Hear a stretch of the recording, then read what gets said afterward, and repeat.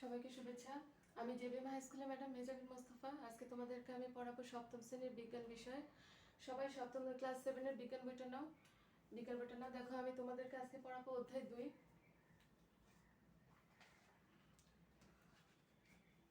অধ্যায় 2 উদ্ভিদ ও প্রাণীর কোষীয় সংগঠন। অধ্যায় 2 দেখো এখানে হচ্ছে পৃষ্ঠা 12। অধ্যায় 2-এর পৃষ্ঠা 12। আজকে তোমাদেরকে আমি পড়াবো মাইটোকন্ড্রিয়া। তোমরা সবাই বাসায় প্লাস্টিক পড়ছো। প্লাস্টিকটা খুব গুরুত্বপূর্ণ, খুব ইম্পর্টেন্ট। তোমরা বাসায় প্লাস্টিকটা ভালো করে পড়বে। উদ্ভিদের প্লাস্টিক থাকে, প্রাণীতে থাকে না। সব লেখা আছে এখানে যে উদ্ভিদের যেসব অংশে আলো পৌঁছায় না সেসব অংশের কোষে লিউকোপ্লাস্টিক থাকে। এগুলো সব তোমরা মুখস্থ করে নিবে, পড়ে নিবে, পড়ে পড়ে খাতায় লিখবে। আগের দিন আমি তোমাদেরকে প্লাস্টিক পড়াইছিলাম, আজকে তোমাদেরকে আমি শেখাবো মাইটোকন্ড্রিয়া। দেখো আমি বোর্ডে লিখছি মাইটোকন্ড্রিয়া সম্পর্কে 4টা পয়েন্ট লিখছি। সবাই একটু দেখো তো আমি কি লিখছি বোর্ডে। সবাই খাতা কলম নিয়ে বসবে, খাতা কলম নিয়ে বসে এগুলো একটু লিখবে। খাতা কলম নিয়ে বসে সবাই এটা খাতায় লিখে নাও তো মাইটোকন্ড্রিয়া সম্পর্কে আমি কি কি লিখছি। ছোট ছোট দণ্ডাকার অঙ্গাণু মাইটোকন্ড্রিয়া। দণ্ডাকার অঙ্গাণু দ্বিস্তর পর্দা দ্বারা আবৃত। মাইটোকন্ড্রিয়াটা কি বলতো? দ্বিস্তর মানে 2 স্তর বিশিষ্ট পর্দা দ্বারা আবৃত। এখন বলছে যে মাইটোকন্ড্রিয়া থাকে তার 2টা পর্দা। তো দেখো 3 নম্বর কি বলছে? বহিঃপর্দাটি মসৃণ। বহিঃপর্দা মানে বাইরের পর্দা, বাইরের আবরণটা মসৃণ। 4 নম্বরে কি বলছে দেখো? অন্তঃপর্দাটি আঙ্গুলের মতো অনেক ভাঁজ সৃষ্টি করে। ভিতরের যে পর্দাটা থাকে সেটা আঙ্গুলের মতো ভাঁজ ভাঁজ সৃষ্টি করে থাকে। সবাই একটু পড়ো, প্রথমে একটু পড়ে নাও মাইটোকন্ড্রিয়া সম্পর্কে আমরা কি কি লিখছি। খাতায় লিখো তো এই 4টা পয়েন্ট।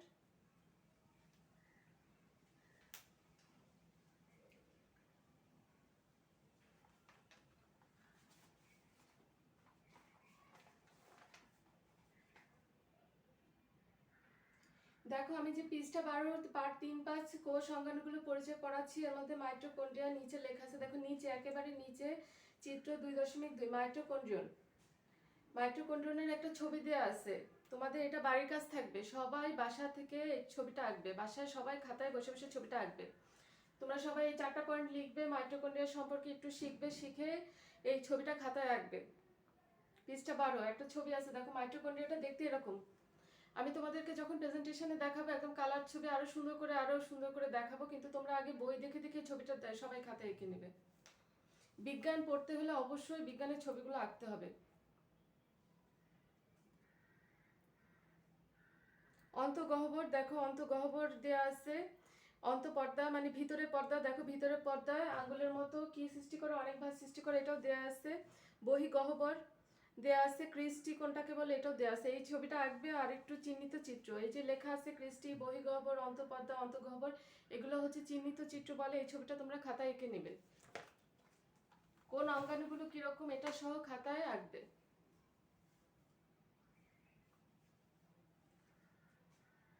সবাই 4টা পয়েন্ট খাতায় লিখছো?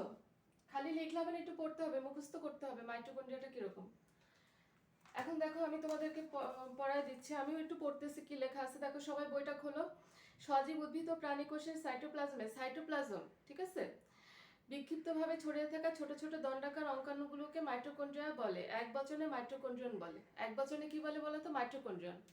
তাহলে মাইটোকন্ড্রিয়া কি এটা তোমরা সবাই মুখস্থ করবে। যদি প্রশ্ন আসে যে মাইটোকন্ড্রিয়া কি, তাহলে এইটুকু লিখলেই হবে। এরপরে দেখো মাইটোকন্ড্রিয়া সম্পর্কে আর কিছু কথা বলা আছে। প্রতিটি মাইটোকন্ড্রিয়ন দ্বিস্তর পর্দা দ্বারা আবৃত থাকে।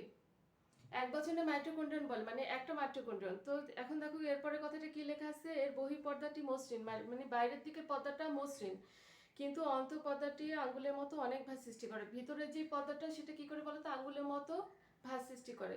এদেরকে কি বলে বলতো? ক্রিস্টি। এই আঙ্গুলের মতো ভিতরের পর্দাটা যেই ভাঁজগুলো সৃষ্টি করে এটাকে বলা হয় ক্রিস্টি। তোমাদের এমসিকিউতে প্রশ্ন আসতে পারে যে ক্রিস্টি কি, ক্রিস্টি কাকে বলে, ঠিক আছে? বা ক্রিস্টি কোথায় থাকে? মাইটোকন্ড্রিয়া কি মাইটোকন্ড্রিয়া থাকে না কোথায় থাকে? এগুলো তোমাদের এমসিকিউ প্রশ্ন। বা ক্রিস্টি কাকে বলে এটা ছোট প্রশ্ন আকারেও কিন্তু ক্রিস্টি কাকে বলে এগুলো থাকে।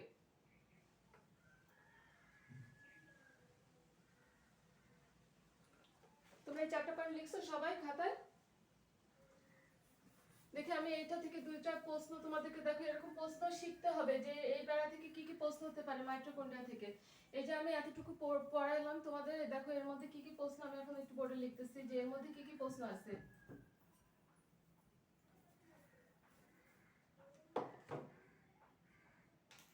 সবাই একটু খেয়াল করো আমি কি লিখতেছি। ছোট প্রশ্ন আমি হচ্ছে দেখো একটা প্রশ্ন হতে পারে যে মাইটোকন্ড্রিয়া কি।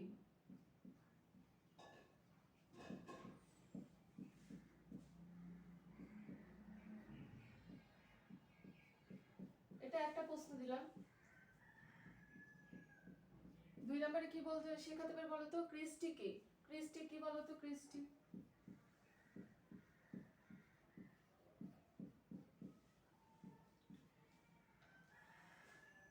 তাহলে দেখো আমি যে তোমাদেরকে এতক্ষণ পড়ালাম, দেখো এর মধ্যে থেকে 2টা প্রশ্ন এরকম আসতে পারে যে মাইটোকন্ড্রিয়া কাকে বলে বা মাইটোকন্ড্রিয়া কি, প্রথম প্রশ্ন। আর দ্বিতীয় প্রশ্ন হচ্ছে ক্রিস্টি কি।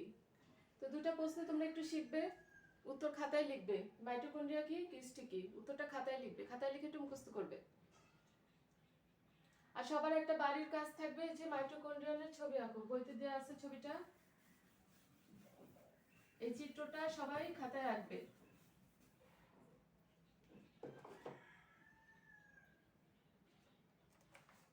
সবাই একটু পড়ো কি লেখা আছে, সবাই বই দেখে পড়বে, সবাই বই দেখে পড়বে প্রথমে।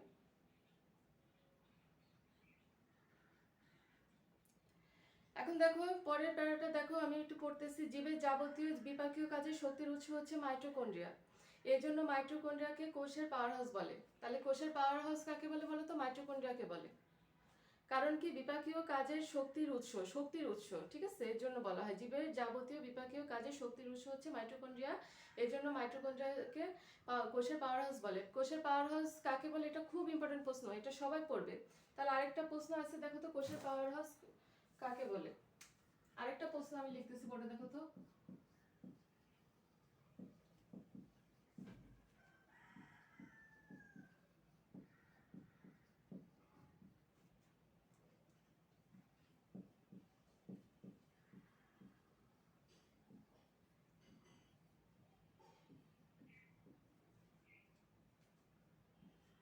কোষের পাওয়ার হাউস কাকে বলে? মাইটোকন্ড্রিয়াকে বলে, এটা একটু সবাই শিখবে।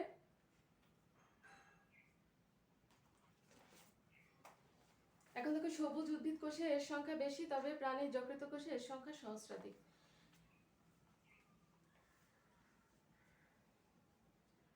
তোমাদের বাসায় কাজ থাকবে, মাইটোকন্ড্রিয়াটা বারবার পড়বে আর ছবিটা আঁকবে।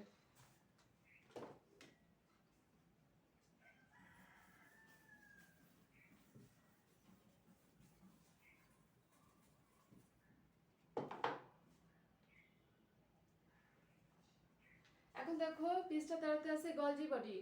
গলজি বডি সম্পর্কে আমরা একটু জানবো। এগুলো পর্দা ঘেরা গোলাকার বা সূত্রাকার অঙ্গাণু যা নিউক্লিয়াসের কাছে অবস্থান করে। গলজি বডি কোথায় অবস্থান করে বলো তো? নিউক্লিয়াসের কাছে। এটা প্রশ্ন হতে পারে যে গলজি বডি কোথায় অবস্থান করে। আবার দেখো কি লেখা আছে? উৎসেচক, হরমোন ইত্যাদি ক্ষরণ করা এর কাজ। এর কাজ কি বলতো? উৎসেচক আর হরমোন ক্ষরণ করা। এবার আমি তোমাদেরকে শেখাবো সেন্ট্রিওল। সেন্ট্রিওলে কি কি দেয়া আছে দেখো তো। প্রাণী কোষের নিউক্লিয়াসের কাছে 2টি ফাঁপা নলাকার বা দণ্ডাকার অঙ্গাণু দেখা যায়, তাতে সেন্ট্রিওল বলে। সেন্ট্রিওল সাধারণত একটি স্বচ্ছ দানাবিহীন সাইটোপ্লাজম দ্বারা আবৃত থাকে। এই অংশকে সেন্ট্রোজোম বলে। উদ্ভিদ কোষে সেন্ট্রিওল সাধারণত থাকে না, তবে নিম্ন শ্রেণীর উদ্ভিদ কোষে যেমন ছত্রাকে সেন্ট্রিওল থাকে। প্রাণী কোষ বিভাজনের সময় অ্যাস্টার গঠন করে সেন্ট্রিওলের প্রধান কাজ। তাহলে সেন্ট্রিওলের প্রধান কাজ কি বলতো? প্রাণী কোষ বিভাজন। কোষ বিভাজনে অনেক কিছু আছে, এটা তোমরা পরে শিখবে। তো দেখো প্রাণী কোষ বিভাজনের সময় অ্যাস্টার গঠন করা হয়, সেই অ্যাস্টার গঠন করা সেন্ট্রিওলের প্রধান কাজ। এটা এখানে লেখা আছে। সবাই গলজি বডির সেন্ট্রিওলটা পড়বে। সবাই একটু দেখো তো, পড়ে দেখো কি কি লেখা আছে।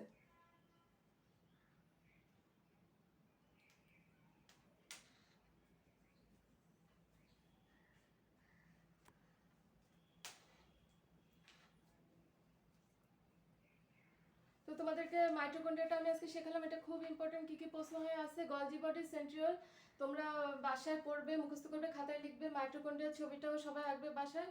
তো সবাই ভালো থাকবে। সামনের ক্লাসে আমি তোমাদেরকে নিউক্লিয়াস পড়াবো। সবাইকে শুভেচ্ছা।